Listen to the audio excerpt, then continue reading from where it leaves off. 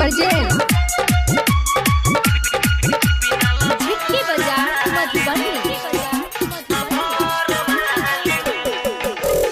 गाँव बहाली दिहा चाहे शहर बहाली हो, गाँव बहाली दिहा चाहे शहर बहाली हो, गोर दिहा चाहे कारी भगवान जी कनिया बिना लभर वाली हो, गोर दिहा चाहे कारी भगवान जी मोगिया बिना लभर वाली हो।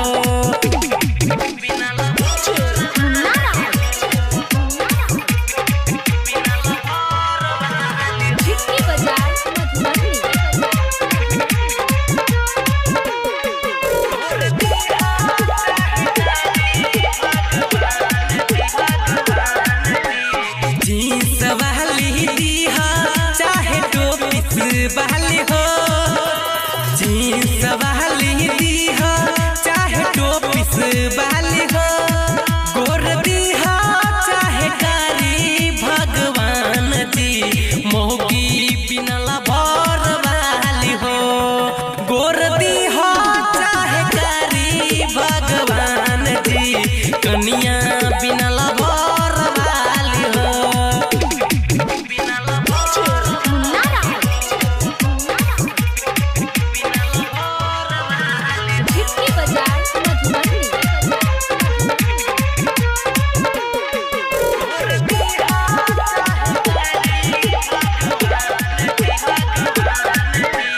देखे में फूट दिहा चाहे फूट बहली हो, देखे में फूट दिहा चाहे सूट बहली हो।